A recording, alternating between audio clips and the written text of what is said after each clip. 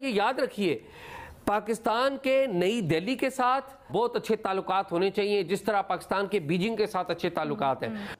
तो फ्राइडे को ये डिसीजन लिया गया, जो मताला राजपक्षा महिंदा राजपक्षा के नाम पे ये एयरपोर्ट जो है वो खोला है फॉर्मर प्रेसिडेंट, जिसमें भारत और रशिया इन दोनों कंपनीज को ये दिया है कि भैया अब इसको आप संभालें, ये हम्मन तोता के पास है, तो भारत के लिए ये एक जीत है। एक हाथ मिलाएं पड़ोसियों के साथ जिसमें भारत भी शामिल हो। इसमें तेरा घाटा मेरा कुछ नहीं जाता। भारत जो है आहिस्ता आहिस्ता चाइना के पैरों के नीचे से जमीन खिसकाता जा रहा है। तो मसला ये है कि आज शायद इंडिया के अंदर उस तरह का लीडरशिप के लेवल पे, मैं लोगों के लेवल के नहीं बात कर रहा, बीजेपी क्यों चाहेगी कि पाकिस्तान से ताल्लुकात बेहतर किए जाएं। और यहाँ हाल ये है कि कोई यहाँ इन्वेस्टमेंट करने के लिए तैयार नहीं है। और क्या कर रहे हैं आप फॉरेन इन्वेस्टमेंट को यहाँ कहते हैं आए, वो क्यों आए यहाँ, क्या आपको उनको मिलेगा? वो रेकोडिक वाले आए थे, हुआ क्या उनके साथ? कि हम क्या करना चाहते हैं एक्चुअली, और दुनिया में यही सवाल होता है कि जी ये तो बताएं कि आपके यहाँ गुफ्तगू किससे की जाए, आपके यहाँ बात किससे की जाए। और उससे क्या हो रहा है कि वो औंधे मुंह गिरने वाला है, गिरता जा रहा है, फिसलता जा रहा है, और उसे समझ नहीं आ रहा कि अपनी इकोनॉमी को बचाए कैसे। एक तरफ जो है वो देखिए, जो 4th लार्जेस्ट इकोनॉमी इंडिया बनने जा रहा है और कितने बड़े बड़े एग्रीमेंट्स हो रहे हैं, वहां पे जो खरीदारी होती है उससे पूरी दुनिया को फायदा पहुंचता है।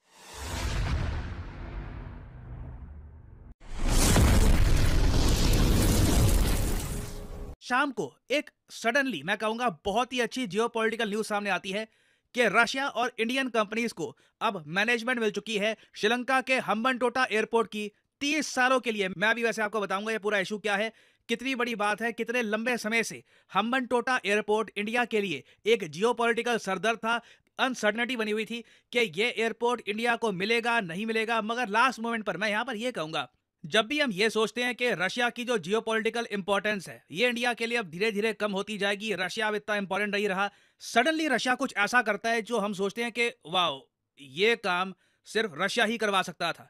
जापान के साथ भी हमने कोशिश करी करवाने की, जापान के साथ काम ना हुआ, मगर अब रशिया सिंस इन्वॉल्व हो चुका है, इंडिया और रशिया दोनों कंट्रीज की कंपनीज अब श्रीलंका का हम्बनटोटा एयरपोर्ट चलाएंगी। मतलब लिटरली आप कह सकते हैं suddenly out of nowhere Russians आए, प्रीवियस ककदेला और इंडिया का एक बहुत ही मुश्किल काम जो रुका हुआ था ये आगे बढ़ा दिया। और इस वीडियो में मैं आपको बताऊंगा कि हम्बनटोटा एयरपोर्ट इतना स्पेशल क्यों है, दुनिया का सबसे खाली एयरपोर्ट इसको क्यों कहा जाता है, और इंडिया और रशिया जब इसको ऑपरेट करेंगे तो इससे इंडिया को जियोपॉलिटिक्स में एक एडवांटेज क्या मिलेगा।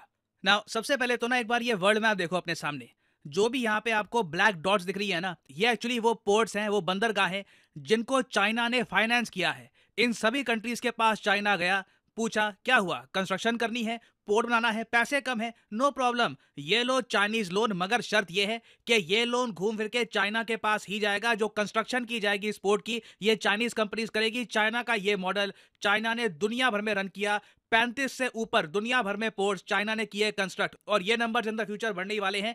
पिछले कुछ सालों में चाइना ने बेल्ट एंड रोड इनिशिएटिव के अंडर ज्यादा लोन नहीं बांटे, मगर आने वाले टाइम में आप देखोगे चाइना फिर से $100 बिलियन के लोन बांटने वाला है under new belt and road funding. खैर ये जब होगा सो होगा फ्यूचर में। अगर हम अर्ली 2010 के आसपास के टाइम में जाएं, तब उस वक्त श्रीलंका की सरकार को लगता था कि श्रीलंका में एक जगह है हम्बनटोटा, अगर इनके पास इतना पैसा आ जाए कि यहां पर एक हम पोर्ट बना लें, एक एयरपोर्ट बना लें, श्रीलंका की इकोनॉमी चल पड़ेगी, दुनिया भर का जो ट्रैफिक है ये आएगा श्रीलंका में, श्रीलंका की सरकार बहुत कमाएगी, ये श्रीलंका का मानना था। और उसके बाद आप समझ सकते हैं क्या हुआ होगा। चाइना की सरकार गई श्रीलंका के पास, इन्होंने कहा कि देखिए हम्बनटोटा में आपका विश्वास है, हमारा भी विश्वास है, चलिए पैसा यहाँ पे लगाते हैं, लीजिए हमसे लोन, जो इंटरेस्ट रेट है उसको मत देखो, अभी बस अपने जो लैंड है इसको डेवलप कर लो, बाद में इतना कमाओगे कि इंटरेस्ट रेट की आपको टेंशन ही नहीं होगी। सपने बहुत बड़े दिखाए गए श्रीलंका की सरकार को। और एक बार को यहाँ पे आप क्वेश्चन पूछ सकते हैं, वेट, श्रीलंका की सरकार ने चाइनीज गवर्नमेंट से लोन लेने से पहले ये नहीं सोचा कि वर्ल्ड बैंक से लोन ले लेते हैं?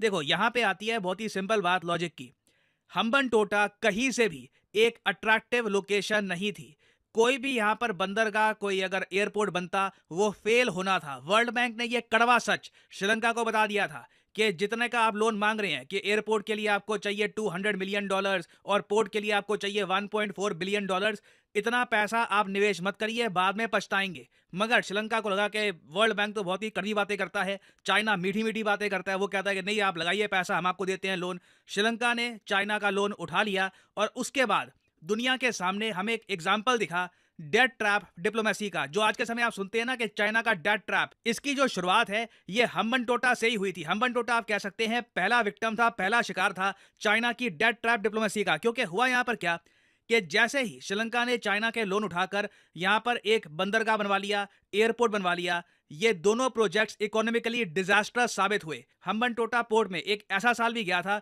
जब गिनती की सिर्फ 23 शिप्स ने यहां पर डॉक किया था। ये कहीं से भी प्रॉफिटेबल नहीं है। और हम्बनटोटा पोर्ट के पास में जो हम्बनटोटा एयरपोर्ट था वो तो बन गया दुनिया का सबसे खाली एयरपोर्ट। और उसके बाद जो हुआ वो और भी ज़्यादा शॉकिंग था। श्रीलंका की सरकार लोन के अंडर दब चुकी थी, चाइना का लोन इनको वापस भी करना था। जो प्रोजेक्ट ये बनाकर बैठ गए थे, जो निवेश ये करके बैठ गए थे, उस पैसे का वो निवेश कुछ भी रिटर्न्स नहीं दे रहा था। ये जान के हैरान हो जाएंगे, इंडिया ने इन दी एंड इसका सोल्यूशन ये निकाला, ये खाली एयरपोर्ट भारत सरकार को या तो खरीदना होगा या फिर लीज पर लेना होगा। सिर्फ एक वजह से सर्वाइव कर पाएगी, अगर इनको $5 बिलियन कहीं से मिल जाए। अब वो कहां से मिलता है, तो ये आसपास चक्कर लगा रहे हैं। IMF ने $1 बिलियन तो देने का वादा कर दिया है, $1 बिलियन, लेकिन पीछे $4 बिलियन अगर वो मिले तो तब ये पाकिस्तान का पहिया तब चलता है। क्योंकि पाकिस्तान सिर्फ डॉलरों की वजह से चल रहा है, क्योंकि लोकल 25 करोड़ लोग लगता है बिल्कुल बेकार हैं, बेरोजगार हैं और उनकी कोई आमदन नहीं है, कुछ भी नहीं है, ना विजन है। आपने जिस तरह अभी